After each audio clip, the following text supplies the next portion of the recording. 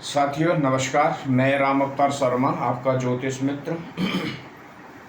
आज का जो विषय है, जीवन में सबसे ज़्यादा धन कब अर्जित होगा कुंडली के माध्यम से, तो वो आज देखेंगे। दूसरा 12 राशि 9 ग्रहों को देखेंगे, 27 नक्षत्रों को देखेंगे और आपके 108 जो चरण होते हैं, कुछ चरणों पे भी बात करेंगे। चलिए सबसे पहले जो है गणेश जी के चरणों में नमन करते हैं, श्री राधा रानी और श्री ठाकुर जी के चरणों में नमन करेंगे। उसके बाद हम आगे बढ़ेंगे। ओम श्री गणेशाय नमः। ओम श्री सरस्वती नमः। ओम श्री वेद पुरुषाय नमः। राधा मेरी मात हैं, पिता मेरे घनश्याम, उन दोनों के चरणों में कोटि कोटि प्रणाम, मेरा कोटि कोटि प्रणाम। लक्ष्मीनाथ समारभ्यां नाथयामुनिमध्यमा, अस्मदाचार्य पर्यन्तां वन्दे गुरु परम्पराम्। वन्दे गुरु परम्पराम्। वासुदेवसुतं देवं कंसचारूढमर्दिनं, देवकी परमानन्दं कृष्णं वन्दे जगद्गुरु, कृष्णं वन्दे जगद्गुरु। प्रिय भक्तों, प्रिय दर्शकों, राधे राधे। आप सभी को राधे राधे। आज चलते हैं हम लेके और जैसा कि हम रोज कार्यक्रम जो करते हैं उसमें देखते हैं, सबसे पहले जो हम स्टार्टिंग करते हैं वे राशियों से करते हैं। जो 12 राशियां हैं उनके सीरियल नंबर से चलते हैं। अब 12 राशियों के सीरियल नंबर हैं, यहाँ पे राशि दी हुई है, यहाँ पे मेंशन किया हुआ है। दूसरा राशियों के जो स्वामी हैं उनको यहाँ पे मेंशन किया हुआ है और उनकी जो दृष्टि होती है सब दृष्टि मेंशन की हुई है। मूलांक जो है उनके मूलांक दिए हुए हैं, क्योंकि आज की जो वीडियो है मूलांक आपको अति आवश्यक पड़ेंगे देखने के लिए। तो ये आप मूलांक अच्छी तरह से याद रखें, क्योंकि जब आप अपनी कुंडली में वो चीज़ आप कैलकुलेट करेंगे कि कब हमारी ऐसी दशा आएगी जहाँ पे हमें अति लाभ मिलेगा, हैं, तब आपको ये जरूरत पड़ेगी आज। दूसरा, ऊंच और नीच के, उच्च के ग्रह और नीच के ग्रह भी यहाँ पे मेंशन हैं। तो ये चीज आप देखें, तो ये यहाँ पे है। दूसरी सेकेंडली अब हम चलते हैं। सबसे फॉर्मूला जो है ये है आपके 27 नक्षत्र। 27 नक्षत्र हैं, इसमें 12 राशि भी हैं, यहाँ पे 12 राशि भी हैं, ठीक है। और 27 नक्षत्र की अभी हम बात करेंगे, तो कैसे ये याद करेंगे इसका भी फॉर्मूला आप समझेंगे। याद करने के इजीली मैंने एक सूत्र यहाँ पे लगाया है, उस सूत्र से आप इजी मोड में आप याद कर सकते हैं। सूत्र क्या है, देखिए यहाँ पे आ जाइए। देखिए ये राशि है, राशि यहाँ पे लिखी है मेष वृषभ मिथुन कर्क, यहाँ पे लिखे हुए हैं। 5 सिंह राशि, कन्या राशि, तुला राशि, इनके नंबर भी दिए हुए। वृश्चिक राशि, धनु राशि, मकर राशि और कुंभ राशि और मीन राशि। मैं ये जो है बार बार ये इसलिए आपको अभी मेंटेन कर रहे हैं ताकि किसी जो आप सीख रहे हैं, जो सीखने वाले हैं, उनको ये चीज़ें इजीली मोड में याद हो जाएं। चलिए इनका याद करने का सूत्र देख लीजिए। पहला जो सूत्र लगेगा, पहले में 4 लगा दीजिए, 1 2 3 4 जैसे है ये है। तो सूत्र है 2r-1, यानी जो 2r-1 है, तो जो r का मान है वो 1 लगाया हमने, है तो 2 एकम 2 -1। तो अभी हमने 1 से स्टार्ट किया है, यहाँ 1 2 3, अब ये 2 है तो 2 दूनी 4, 2 दूनी 4 -1, तो यहाँ से 3 3 4 5, अब 3 दूनी 6 -1, तो आपका 3 5 से स्टार्ट हो 5 6 7, अब यहाँ पे 4 है, 4 दूनी 8 -1, तो फिर 7 से स्टार्ट हो जाएगा 7 8 9, ऐसे ही पूरे ये बनाए हुए हैं। ठीक है, अब ये है इसमें क्या है, दूसरे सेकंड लॉ में सूत्र जो लगा है हमें 2r, इसमें यानी डबल करना है आपको, और ना प्लस करना है और ना ही माइनस करना है। तो कितना 5 दूनी 10, 10 से चालू हो जाएगा 10 11 12, 6 दूनी 12 12 13 14, 7 दूनी 14 14 15 16, 8 दूनी 16 16 17 18, ये 18 यहाँ हो गए। अब यहाँ पे क्या है 2r + 1, इसमें प्लस करना है, तो अब 9 दूनी 18 और +1 19, तो 19 आ गया, 20 21, 10 दूनी 20 और 1 21, तो फिर 21 22 23, 11 दूनी 22 और 1 23, 24 25, अब 12 दूनी 24 + 1 25, तो 25 26 27, ये 27 नक्षत्र आपके हो गए। 27 नक्षत्र जो है ये है आपकी जो पूरी कुंडली जो होती है, पूरी कुंडली जो है इसमें जो है आपका 360 डिग्री पे है। इसकी बंद करना जरा टीवी को, इसका 360 डिग्री है। यहाँ पे मैंने लिखा कुंडली का जो मान है 360 डिग्री डिवाइडेड बाई 12 बार है, तो 30 डिग्री, यानी ये जो हाउस है एक, या ये कोई भी ले लो, ये आपका 30 डिग्री का है 30 डिग्री का है। अब 12 इसके भाव है, तो 12 थी 36, 360। एक जो है आपका नक्षत्र, जैसे अश्विनी नक्षत्र, तो अश्विनी जो टोटल एक नक्षत्र होगा वो 13 डिग्री और 20 कला का होगा।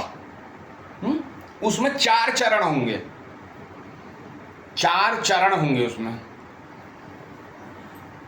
अब एक जो है आपकी राशि जो है उसमें जो है एक राशि में 30 अंश आएंगे, 30 डिग्री, क्योंकि 12 है, 12 राशि है, तो 30 से आएगा 30। अब 26 इसके 13 20 प्लस 13 20 भरनी, 26 40 हो गए, 26 40 और माइनस इसका 3 20, तो ये टोटल जो है 31 में ही आता है। एक राशि में 9 चरण पड़ेंगे, 3 नक्षत्र और 9 चरण। देखिए 3 ये ना सब में, ये नक्षत्र जो हैं आपके 3 नक्षत्र पड़ेंगे। हो सकता है किसी के 4 चरण आ जाएं, हो सकता है किसी का 2 चरण आए, हो सकता है किसी का 1 चरण आए, मगर नक्षत्र जो है 3 ही पड़ेंगे उसमें। ठीक है, तो ये देख लीजिए आप, जैसे अश्विनी के 4 चरण आ गए इसमें, भरणी के 4 चरण आ गए, कृतिका के 4 चरण आ गए। अब देख कृतिका के जो है 1 चरण यहाँ पे आ गया, तो कृतिका के 3 चरण यहाँ बचे, तो 3 चरण यहाँ मेंशन हो गए। रोहिणी के 4 चरण यहाँ आ गए, और मृगशिरा के जो है 2 चरण यहाँ आ गए, तो 3 4 7 और 2 9 चरण हो गए। मृगशिरा के जो 2 यहाँ से बचे थे, तो 2 इसमें आ गए, किसमें, मिथुन में, और आद्रा के 4 पूरे कंप्लीट यहाँ आ गए, और पुनर्वसु के 3 आ गए यहाँ पे, तो 6 ये आ गए, 4 और 2 6 और 3 9। अब पुनर्वसु का 3 यहाँ आ गए, तो 1 बचा, तो 1 यहाँ मेंशन किया। 8 पुष्प के 4 यहाँ पूरे कंप्लीट आ गए, और अश्लेष के 4 पूरे कंप्लीट यहाँ आ गए। अब ये पूरे ये रॉय जो है ये कंप्लीट हो गई अश्लेष तक नक्षत्र।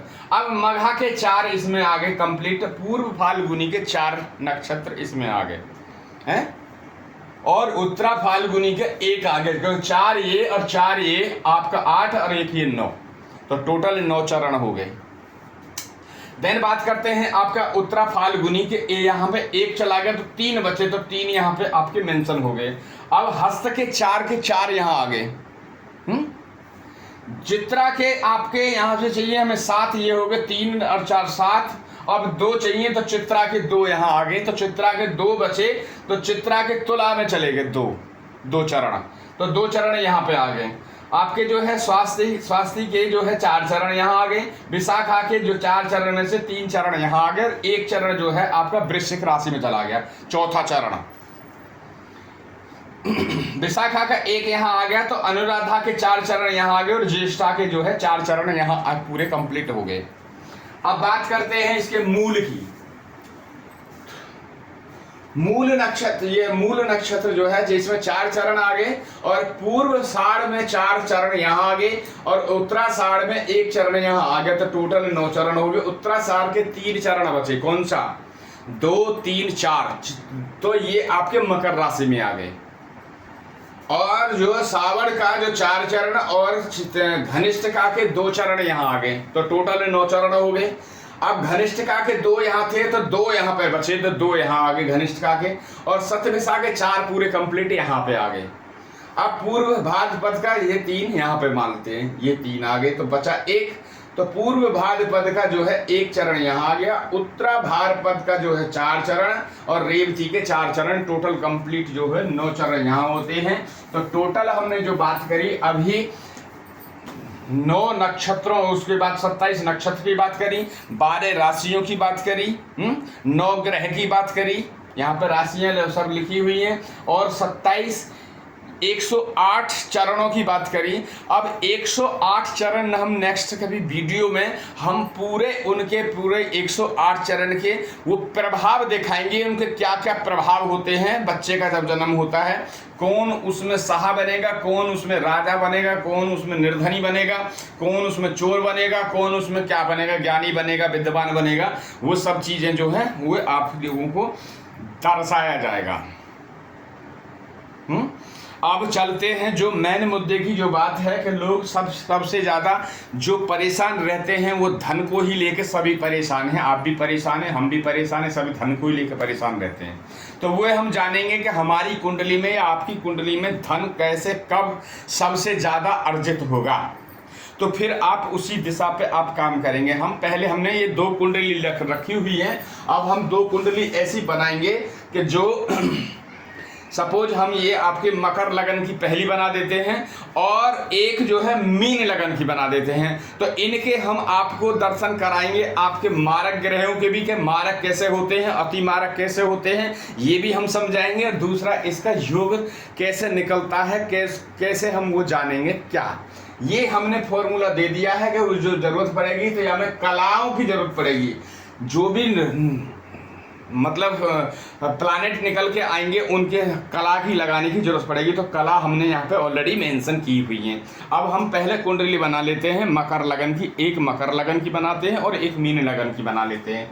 तो हमने अब कुंडली बनाने पहले मकर की बना लेते हैं। तो मकर में जो होता है 10 नंबर से स्टार्ट होती है, तो 10 नंबर यहाँ 11 है, यहाँ 12 है, 1, 2, 3, 4, 5, 6, 7, 8 और 9। एक कुंडली जो बनाई हमने आपकी ये मकर लगन की बनाई है, और दूसरी जो कुंडली हम बनाते हैं इसको बनाते हैं मीन लगन की, यानी 12 नंबर 12 है, 1, 2, 3, 4, 5, 6, 7, 8, 9, 10 और 11 है। ये हो गई आपकी मीन लगन की। अब हम इनमें ग्रह बैठाते हैं, पूरे 9 ग्रह बैठाते हैं, फिर उसके बाद कार्य करेंगे। अब यहाँ पे हमने सपोज बैठा दिया आपको, यहाँ पे सूर्य देव यहाँ बैठा दिए हमने, चंद्रदेव यहाँ बैठा दिए, चंद्र हो गए आपके, मंगल यहाँ बैठा दिए, राहु यहाँ पे बैठा दिए, राहु केतु आमने सामने होते हैं। अब बुध समूह यहाँ पे बैठा दिए हमने, बुध बैठा दिए, बृहस्पति यहाँ बैठा दिए हमने, शुक्र यहाँ, शनि देव यहाँ विराजमान कर दिए। अब क्या बचा, सब हो गए, सूर्य, चंद्र, मंगल, बुध और बृहस्पति, शुक्र और शनि और राहु और केतु, 1, 2, 3, 4, 5, 6, 7, 8, 9 पूरे कंप्लीट ग्रह हो। अब पहली कुंडली से हम जान लेते हैं, सबसे पहले हम इनके जो है मारक ग्रहों को देख ले हैं, ताकि किसी मारक ग्रह निकालने के लिए भी आप लोगों को ये चीज़ पहले बता दें। तो देखिए पहले निकालेंगे हम योग ग्रह कौन से रहेंगे इसमें। तो योग जो है, ये कुंडली जो है देखिए आपकी है मकर लगन। तो योग निकालने के लिए पहले आप जान लीजिए, योग ग्रह जब निकालेंगे अपनी कुंडली से तो पहला घर, पांचवा घर और नौवां घर ये योग में आएंगे। फिर भी देखेंगे हम क्या है। आपका हो गया शनि, तो शनि देव जो है आपके इस कुंडली में योग हैं। यहाँ पे शुक्र योग है। दूसरा यहाँ पे आपके बुधदेव योग है। अब देखिए कुंडली का जो दूसरा और सातवां जो होता है वे मारक ग्रह होते हैं, ठीक है। यदि कोई योग ग्रह में आपका ग्रह आ रहा है, जैसे अभी यहाँ बात करते हैं, तो ये दूसरा जो हाउस है, यदि इसमें कोई और गिनती लिखी होती और ये जो है इसका जो स्वामी है वो अलग होते तो वे मारक में आते। तो अभी क्या है, यहाँ पे जो है आपके शनि है, मकर लगन की है और ये कुंभ यहाँ बैठी है, तो इस केस में ये मारक नहीं होंगे, ध्यान रखिए आगे के लिए आप भी, ठीक है। तो अब इसमें जो मारक दूसरे क्या है, ये है आपकी 4 नंबर में यहाँ पे चंद्रदेव हैं। तो चंद्रदेव इस कुंडली के लिए मारक रहेंगे, मारक चंद्रदेव मारक रहेंगे। देन बात करते हैं आपकी फिर और दोबारा मारक केस निकालने के लिए, तो और कैसे इजीली मोड में निकालेंगे मारक केस, तो समझ लीजिए मैं ये बताता हूँ। दूसरा भाव और अति मारक निकालने के लिए दूसरा भाव, तीसरा भाव, छठवां भाव, सातवां भाव, आठवां भाव, ठीक है, 11वां भाव और 12वां भाव के जितने ये स्वामी लिखे हुए हैं उनको आप एक जगह लिख लीजिए, ठीक है, जो गिनती जो लिखी है। और इनमें जो 2 बार रिपीट होगा वही मारक अति मारक ग्रह में चला जाएगा। जैसे अभी देख लेते हैं इसमें कौन सा कोई अति मारक ग्रह में रिपीट हो रहा है क्या, तो निकाल लीजिए यहाँ पे। अब हमें निकालना है कैसे, आपका दूसरे में लिखा 11, तो 11 तो होंगे नहीं क्योंकि ये तो अपना योग ग्रह में आगे केंद्र में। तो अभी यहाँ पे 12 है, 12 में क्या है, 12 लिखा हमने, 12 के बृहस्पति देव हैं, यहाँ पे लिख दिया बृहस्पति। यहाँ पे फिर आए हम सीधा 3 नंबर में बुधदेव, 3 नंबर बुधदेव, फिर उसमें 4 नंबर, फिर यहाँ पे आए 4 नंबर चंद्र आ गए, 4 नंबर पर चंद्र आ गए, फिर 5 नंबर पर शुक्र, 5 नंबर जो है सूर्य देव आ गए। अब उसके बाद में सीधा हम 8 नंबर पहुंचे, तो 8 नंबर पे आपका मंगल देव हो गए और 9 नंबर पे फिर क्या हो गया आपका बृहस्पति देव, तो 9 नंबर पे हो गए बृहस्पति देव। अब इसमें ये देखिए कि कौन सा 2 बार रिपीट हुआ है, कौन सा इसमें 2 बार रिपीट हुआ। तो देखिए बृहस्पति 2 बार रिपीट हुआ है, एक बार यहाँ पे रिपीट हुआ है, एक बृहस्पति यहाँ पे और दूसरे बृहस्पति यहाँ पे। तो इसमें जो है अति मारक ग्रह है, तो अति मारक बृहस्पति देव, अति मारक ग्रह जो है बृहस्पति देव। अब ये जो है आपने जो बाद बाकी जो बचे हैं सिंगल ये लग्नेश ने मुक्त कर दिए, ये लग्नेश ने मुक्त कर दिए अपने उससे बंधन से। तो अब ये मारक नहीं बचेंगे, ये जितने भी बचे हैं ये बृहस्पति को हटा के, तो इसमें जो है बुध जो है 1 बार रिपीट हुए, चंद्र 1 बार रिपीट हुए हैं, तो ये सब मुक्त हैं।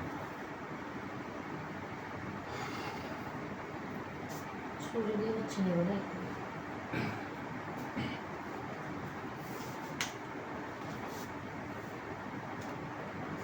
5 नंबर पे जो है सूर्य देव है, ध्यान रखिए आप, सूर्य में लिख देता हूँ सूर्य देव।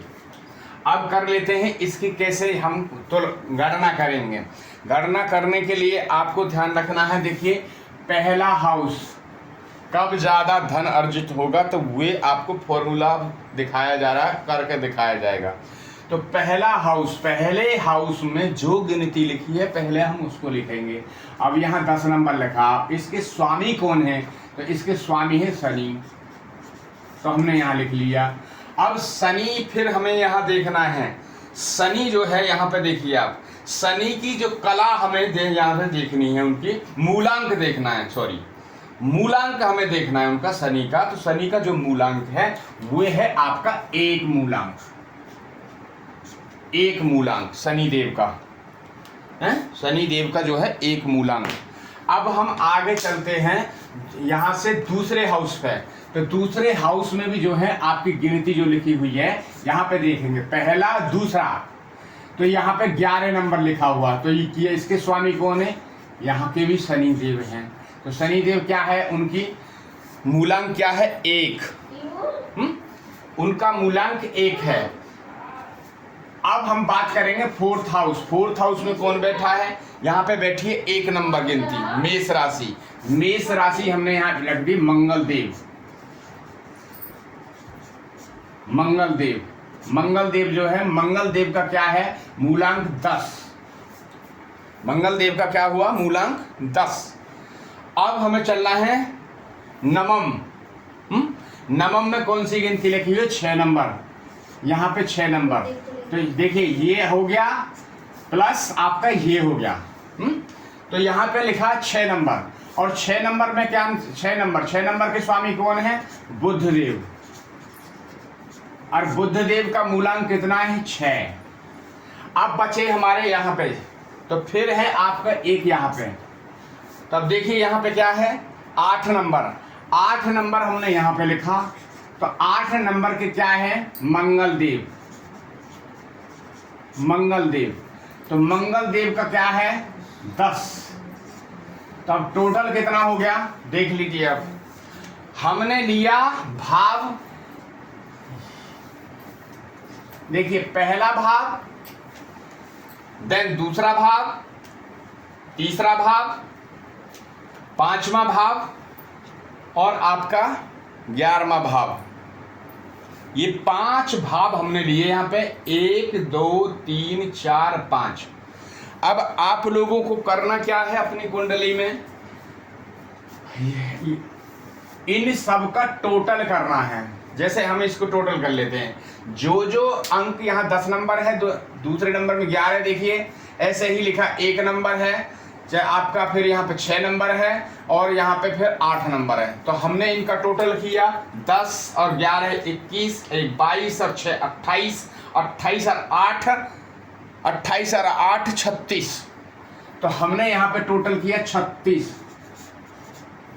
ठीक है। अब इनके जो थे ये, इनके शनि देव, मंगल देव, बुध देव और मंगल देव, ये क्या थे, इनके मूलांक हैं। जैसे हमारे मूलांक होते हैं ऐसे देवताओं के भी मूलांक हैं, नाम के आगे हैं। तो इनके मूलांकों का टोटल करेंगे। टोटल कैसे, 2 10 12 6 18 और 10 28। इनके 28 ये आपके बने, तो प्लस 28 कर लेंगे यहाँ पे। तो 28 प्लस 8 से 14 और आपका हो गया 3 और 3 6, तो टोटल आपका हो गया 64। अब 64 जो हुआ, हमें इसमें 12 से भाग देना है, किसने दे देना है 12 से भाग। अब हम इतने बार जाएं जो 64 से ऊपर ना हो, 64 से नीचे ही हो, तो आपको 12 पंजे 60। तो यहाँ हमने 5 लिखा और यहाँ हमने 60 लिख दिया। तो टोटल क्या बचा यहाँ पे, बैलेंस बचा 4। अब ये शेष जो है 4 है।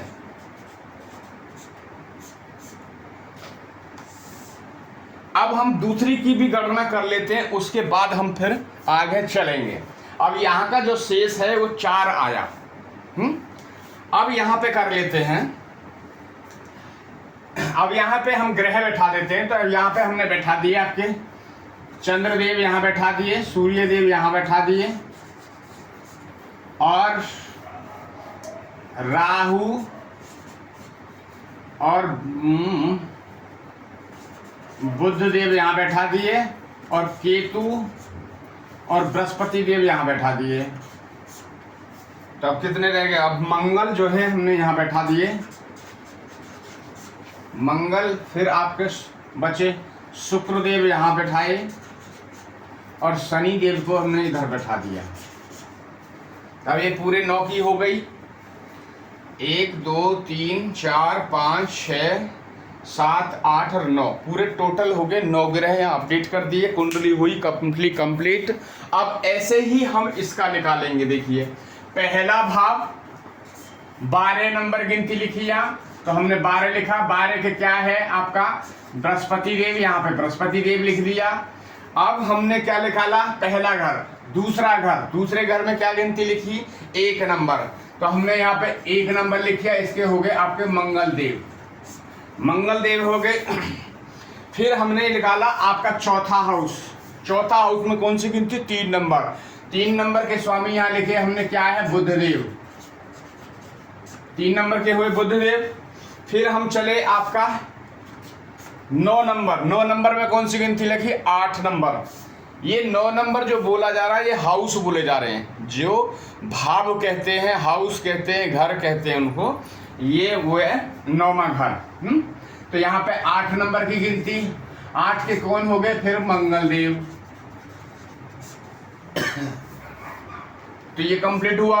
अब हमें जाना है 11वें भाव में। अब 11वें भाव में कौन सी गिनती लिखी हुई है 10 नंबर, 10 नंबर, तो 10 के कौन है शनि। अब देखिए शनि ऊपर से जाइए, 12 के जो है उनका हम लाएंगे मूलांक, तो बृहस्पति का जो मूलांक है वो है 9, तो बृहस्पति देव का 9 मूलांक यहाँ पे हो गया। मंगल देव के 10, बुध देव के 6, मंगल देव के 10, फिर यहाँ पर शनि का सिंगल 1। तब इनको और इनको दोनों को हम टोटलिंग करेंगे। देखिए 12, 13, 3 16, 16 8 24 और 10 34, तो अब ये हो गए 34 यहाँ पे। अब यहाँ से टोटल करें इनको, ये है आपके 9 10 19 6 25 25 10 35 और 1 36, तो हमने किए 36 यहाँ पे। अब हमने ये जोड़ लिए, जोड़ ये 34 प्लस 36 का जोड़ लगा लिया, यहाँ पे निकालेंगे हम, तो आपका ये हो गया 6 और 4 10, 10 का हो गया 0 है, और ये बचा कितना 3 और इधर 3 और 1 जो हो गया हासिल हो गया, तो हो गया 70 है। अब हमने देना है इसमें 12 से भाग, तो 12 पंजे 60, तो शेष बचा हमारे पास 10, और शेष हमें 10 बचा। अब हमें देखना है, पहले हम इससे आते हैं, इसमें बचा शेष 4, शेष जो है इसका 4। अब हमें जाना है सेकंड का जो लॉर्ड है, सेकंड हाउस में जो लॉर्ड है उसको हमें देखना, राशि को। तो यहाँ पे बैठी है कुंभ राशि, कुंभ राशि के जो मालिक हैं कौन है शनिदेव। शनिदेव कहाँ बैठे हैं अब देखिए, तो शनिदेव यहाँ बैठे हैं, तो यहाँ से आपको चौथे 4 गिनती आगे जाना पड़ेगा, यानी 1 2 3 और 4 है, 1 2 3 4 पूरे कंप्लीट हुए। वहां पे कौन सी राशि है धनु राशि, तो धनु राशि के कौन है मालिक बृहस्पति देव। तो जब यहाँ पे जो है बृहस्पति देव की जब दशा चलेगी, बृहस्पति देव की जब दशा चलेगी, तो सबसे ज्यादा धन आएगा।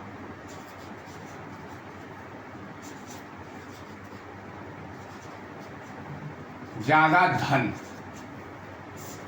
आएगा,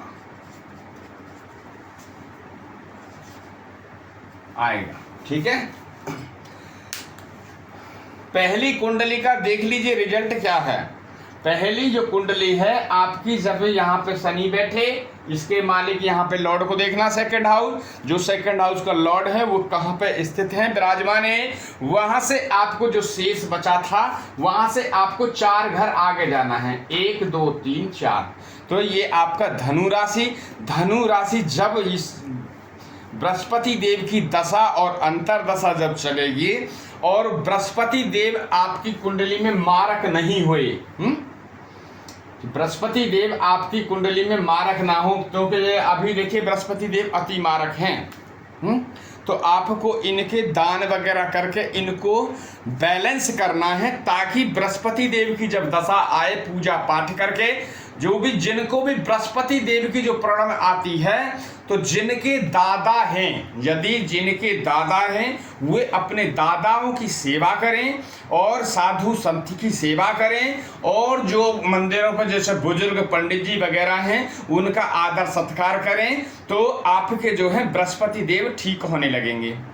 मस्तिष्क पे पीला चंदन लगाएं तो आपके बृहस्पति देव जो है, देखिए बृहस्पति, ये बहुत इंपॉर्टेंट मैसेज दे रहा हूं ये, यदि बृहस्पति देव कहीं 12वें खाने में पड़े हों या आपकी छठे खाने में पड़े हों, तो बृहस्पति देव को चेंज किया जा सकता है, पहले हाउस में लाया जा सकता है। कैसे? सबसे पहले हमें यहाँ पे पीला चंदन, हल्दी का चंदन या अपना केसर हल्दी का मिला के तिलक करेंगे। आप 20 सेंटर में देखिए, यहाँ पे मेरे लगा है ना 20 सेंटर में, यहाँ पे जब तिलक करेंगे तो आपका बृहस्पति देव कितना भी कहीं मारक पड़े हों वो पहले हाउस में आ जाएंगे। तो जिनके भी ऐसे पड़े हों और उनकी दशा यदि बृहस्पति देव की हो, तो वे अपने बृहस्पति देव पे काम करें, आने वाले समय को मजबूती से तैयार करें। तब भी कोई रास्ता तैयार किया जाता है तो सबसे पहले उस पर गाड़ी घोड़ा चलने से पहले रोड को बनाया जाता है, ठीक किया जाता है, तभी उस पर गाड़ियां रन करती दौड़ती हैं। तो मेरा यही आपसे लोगों से अनुरोध है कि यदि कभी ऐसा कोई मारक ग्रह है आपकी कुंडली में और उसी की दशा कभी आएगी तो आपको धन धान्य से परिपूर्ण करेगी, तो उस समय की तैयारियां आप कर लें ताकि आपको कभी प्रॉब्लम ना आए। देन बात करते हैं सेकंड कुंडली की। सेकंड कुंडली में जो हमें अंक जो प्राप्त हुए थे वे आपके 10 अंक प्राप्त हुए थे, शेष 10। अब हमें देखना है कि हमारे जो सेकंड कुंडली थी उसका जो सेकंड हाउस के लॉर्ड हैं कौन है? मंगल देव। मंगल देव कहाँ बैठे हैं? यहाँ पे बैठे हैं 7th हाउस में हैं। 7th हाउस से हमें क्या गिनना है? 10। यहाँ शेष था तो 7th हाउस से हम 10 आगे गिनेंगे, तो यहाँ से 7 ये हो गए, 8 और 9 और 10, यानी कि ये जो है आपका जब भी यहाँ पे ये बुध देव मकर 3 नंबर की जब राशि, जब भी बुध की दशा, देखिए इस कुंडली में सेकंड में बुध की जब दशा चलेगी, थोड़ा जगह यहाँ पे लिख रहे हैं, बुध की दशा चलेगी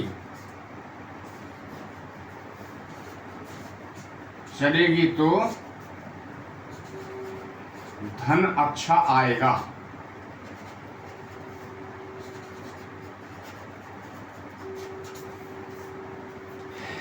धन अच्छा आएगा, यहां पे लिख दिया है सेकंड के लिए। देखिए यहां से गिन लीजिए, गिनने का तरीका।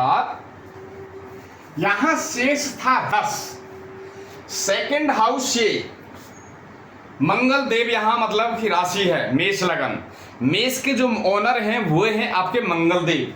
मंगल देव कहां बैठे? यहां बैठे हैं 7th हाउस में। अब यहां से हम 10 गिनेंगे तो 7 सामने होता है, 180 डिग्री पर 7 हो गया, 8, 9 और 10। 10 में यहाँ पे जो है आपका जो है ये है बहुत ही अच्छा भाव है, माता का स्थान भी बोलते हैं इसको आपको आपकी गाड़ी घोड़ा मकान दुकान सब लग्जरी वगैरह सब यहीं से देखी जाती है। दूसरी कोई भी माता को जो पीड़ा होगी वो भी यहीं से देखा जाएगा। दूसरा आपको भी कोई प्रॉब्लम होगी जैसे छाती वगैरह में इन्फेक्शन, फेफड़े वगैरह में इन्फेक्शन, वो भी यहीं से देखा जाएगा। तो आपके जो बुध देव जो हैं इसमें जो है जब बुध देव की दशा जब चलेगी अच्छी तो आपको जीवन में एक ही बार ऐसा मौका मिलता है, 100 में से 20 आदमी को ऐसा मौका मिलता है कि जिनको ये दशा मिलती है। कई बार क्या होता है कि किसी के बच्चे का जन्म हुआ, जब वो बच्चा था, जब उसकी दशा वो चल रही थी तो बच्चा कुछ नहीं करने लायक नहीं है तो उसको दशा निकल गई। अब जब वो दशा आएगी तो 100 साल के बाद आएगी तो सब 100 साल तक कौन जिएगा कौन मरेगा क्या होगा, तब तक वो निकल जाएगी, तब तक वही निकल गए। जिनकी कुंडली देखने की बात चल रही थी और 100 साल बाद है तब तक वही बेचारे निकल गए। तो ये जो दशा है, कई बार क्या होता है कि कोई बुजुर्ग आदमी हो जाता है तब उनको ये दशा पड़ती है। तब बुजुर्ग आदमी क्या करेगा, वो तो खटिया पे बैठे हैं। हाँ, मगर उनके लिए ये है कि जब कोई ऐसी दशा आएगी तो उस दशा का जो फल है उनके बेटा या पोतियों को के माध्यम से धन अर्जित होने लगेगा, हैं? क्योंकि उनके कर्म जो है मजबूत हैं और वो कार्य भी नहीं कर रहे होंगे, तो उनके पुत्रों को वहां से धन संचय होने लगेगा जब वो जीवित रहेंगे। तो जैसे कोई दुकान कर रहे थे, अब वो कभी कभी जाते हैं, बाद बाकी बेटा ही बैठते हैं, तो अभी दुकान पे जा रहे हैं ना वो, तो उनका वहाँ पे पैर पड़ रहा है, तो जब पैर पड़ रहा है तो उनको वो चीज़ प्राप्त होने लगेगी। उन्हीं के माध्यम से बेटा बेशक कर रहे हैं, मगर वो कभी कभी जाते हैं, 1 दिन में 2 दिन में, या एक बार जाते हैं, 1 घंटे के लिए जाते हैं, आधा घंटे के लिए जाते हैं, तो वो दिशा का उनको जो है काफ़ी लाभ मिलेगा। तो ये चीज़ आपके समझ में आया होगा। समझाने का जो तरीका है हमारा, हमने समझाया, और हम आगे भी ये चीज़ अच्छी चीज़ें आपको बताते रहेंगे। उपाय सबसे अच्छा है, यदि आपका कोई ग्रह मारक है तो ना तो आप दान करें ना कुछ करें, सीधा मंत्र जप, बीज मंत्र सदा ही शुभ। बीज मंत्र एक रामबाण है, इसी को कीजिए आप, इसी से आपका उद्धार होगा। ये नहीं है कि किसी ने कह दिया कि वहाँ पे वो आप वहाँ जाकर वो दाब दो, वहाँ जाकर ये कर दो, वहाँ जाकर वो कर दो, उनसे कुछ नहीं होने वाला है। यदि भगवान को करना है तो डायरेक्टली आप भगवान के या देवताओं के आप डायरेक्टली उनके चरणों में नमन करेंगे तो ही कुछ होगा। हाँ, खिलाएं, गाय को रोटी खिलाएं, उससे आपका वो होगा। देखिए, गाय के और एक चीज़ आज एक बहुत बड़े महत्वपूर्ण जानकारी दे रहे हैं। यदि कोई गाय को रोटी खिलाता है तो उसका देखिए पुण्य क्या मिलता है। रोटी के 4 टुकड़े हैं। पहले देखिए कहाँ कहाँ चीज़ मिलेगी वो चीज़। 4 टुकड़े कहाँ कहाँ कार्य करेंगे वो। 4 टुकड़े से कहाँ कहाँ मजबूती आएगी। रोटी के यदि कोई 4 टुकड़े अपने गाय को खिलाता है रोटी, तो उसके पहले प्रभाव सुन लीजिए, कितने प्यारे प्रभाव हैं उसके। रोटी के सपोज हमने 4 टुकड़े माने, पहला टुकड़ा जो है जो हम खिला रहे हैं वो हम स्वयं अपने लिए खिला रहे हैं, पहला टुकड़ा चौथे में से। दूसरा टुकड़ा जो है हमारे जो दादा परदादा सरदादा जितने भी थे उनके खाते में चला जाएगा, रोटी का दूसरा हिस्सा है। तीसरा जो हिस्सा है रोटी का वो आपकी ननिहाल पक्ष में, यानी माता की जो माता पिता हैं उनके खाते में चला जाएगा, उनके खाते में चला जाएगा। और चौथा टुकड़ा जो बचेगा वो आपकी ससुराल पक्ष में चला जाएगा।